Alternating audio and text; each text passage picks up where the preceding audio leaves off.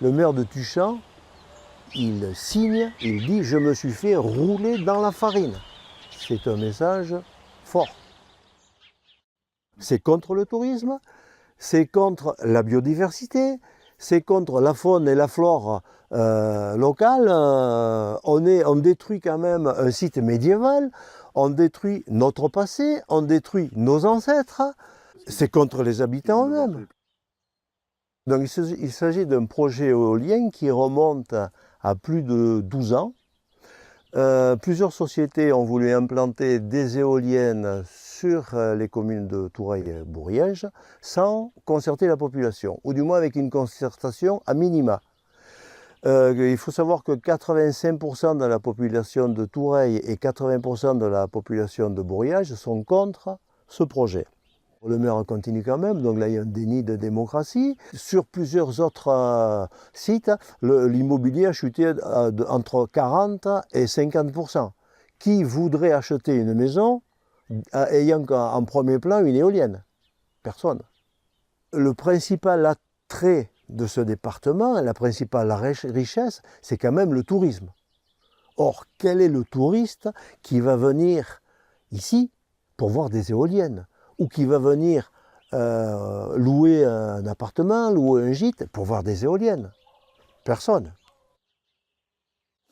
Ensuite, la colline où doivent être implantées ces éoliennes est une colline historique. C'est parce qu'à partir de cette colline, on peut voir, je crois, 35 ou 36 clochers. Donc il y a un point de vue magnifique. Il y a eu des travaux faits par un historien qui est monté sur le site, qui a vu que le site archéologique là-haut est un site c'était les ruines d'un village ecclésial du XIIe siècle, le village de Saint-Pierre-le-Clair. On trouve d'ailleurs encore des ossements. Pour moi, c'est un crime de mettre du béton sur des ossements d'ancêtres. Mais enfin, bon, a priori, contre le pouvoir des lobbies, le patrimoine n'a pas de valeur. D'autre part, pour revenir à cette colline, il y a beaucoup de biodiversité qui va être chamboulée. Pour faire un socle éolien, il a fallu injecter des tonnes de béton, même des milliers de tonnes de béton, parce qu'il y a, je crois, 6 éoliennes qui vont être implantées. Ces milliers de tonnes de béton polluent immanquablement, vont polluer la nappe phréatique ainsi que les sources qui alimentent les villages. D'autre part, nous sommes sur un couloir de passage d'oiseaux migrateurs. Il est fréquent de voir des vols d'oies cendrées ou de grues couronnées. Il y a également une aire de nichage de gros rapaces, notamment des circaètes. Voilà. Toutes ces raisons nous font que nous sommes opposés à ce projet. En plus, il y a les raisons médicales. On a parlé des nuisances visuelles déjà. Bon, des éclairs jour et nuit sans arrêt, ça cause des problèmes. Également le bruit, le chouf de la pale, je fais très bien l'éolienne, la pale qui passe devant le mât, et puis surtout les infrasons. Sur l'autopsie d'un décès, enfin l'autopsie d'un cadavre, il a été prouvé, cette personne habitait à côté d'éoliennes industrielles, il a été prouvé qu'une partie de son cerveau avait été détruite par ces éoliennes industrielles, par les infrasons.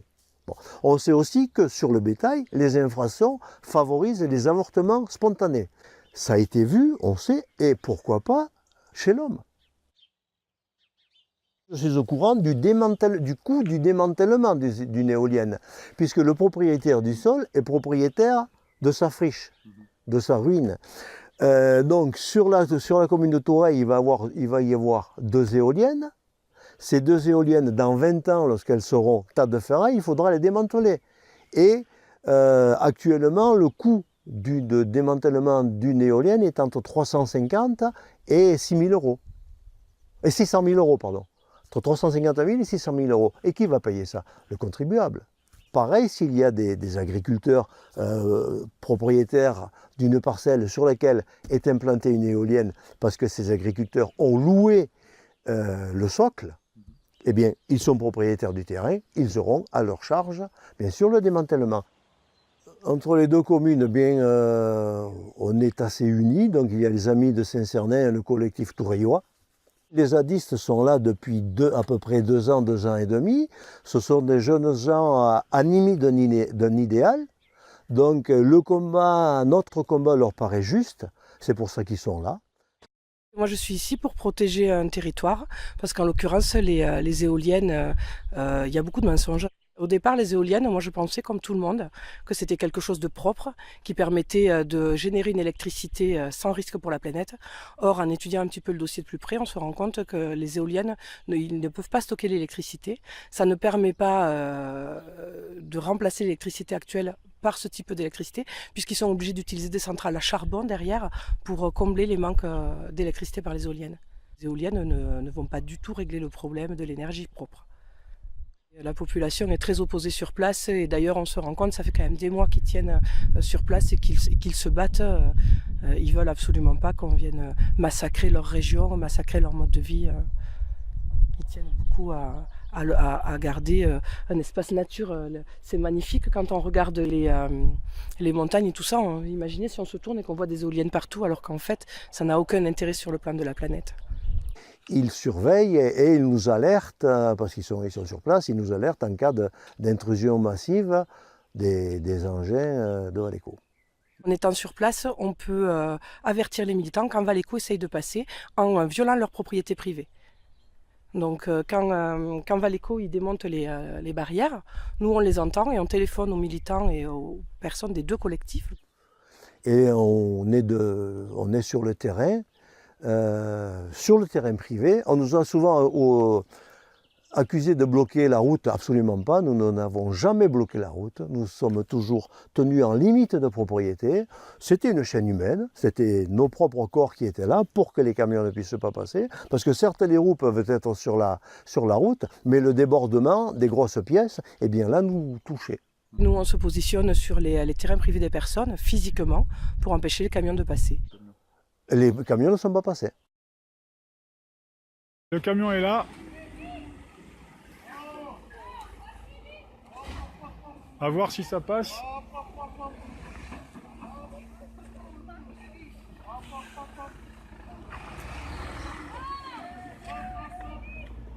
Voilà, tout le monde est là. Les agents de sécurité.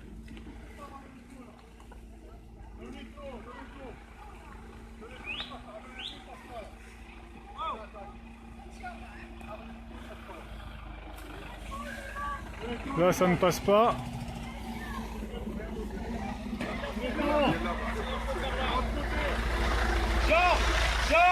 Là, ça va toucher. Voilà. Vous voyez que ça touche. Mais il force quand même. Ça touche, mais ça force. Voilà, tout le monde le regarde, les responsables.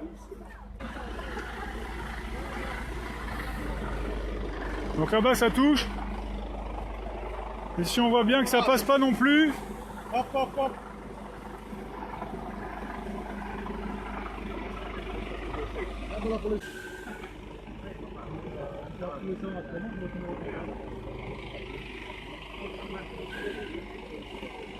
Et ça recule, et ça recule.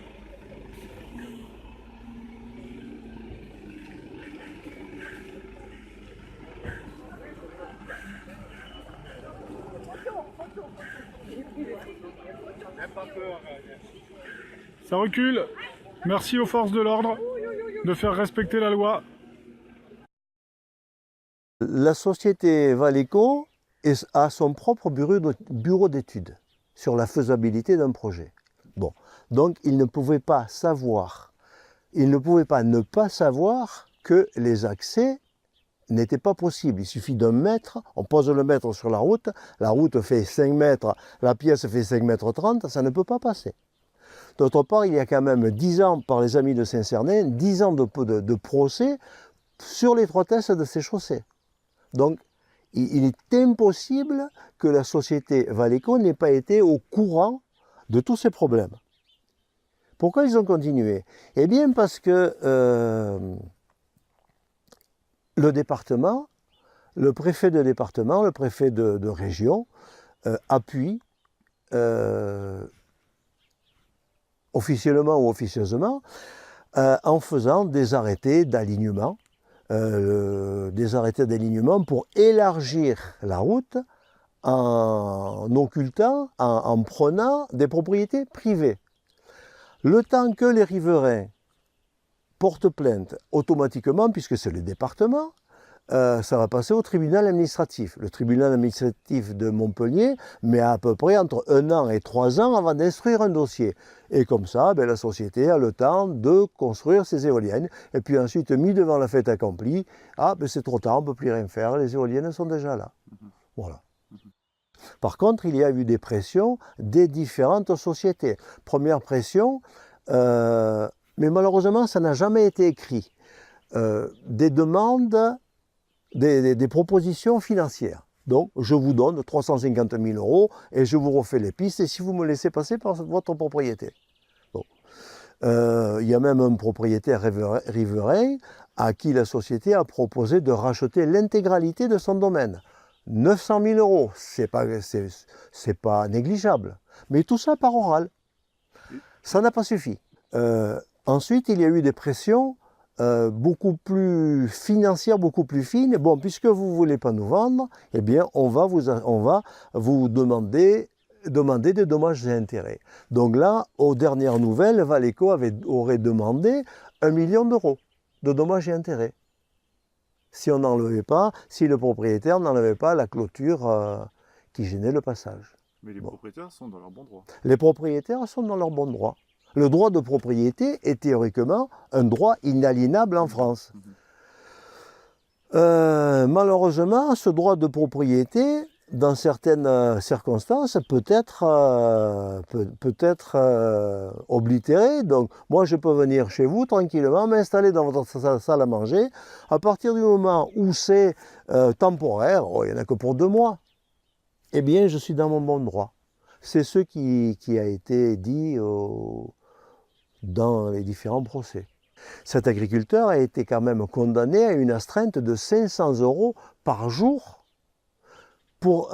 s'il n'enlevait pas sa clôture. Clôture qui délimite sa propriété. C'est quand même fou, ce n'est plus du droit, c'est du n'importe quoi.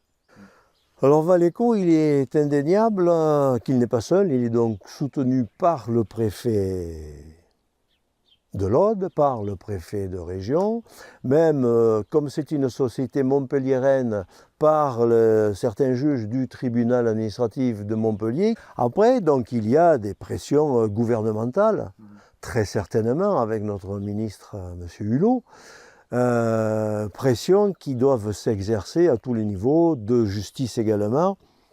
Écoutez, nous on va tout faire pour qu'ils ne puissent pas construire leurs éoliennes.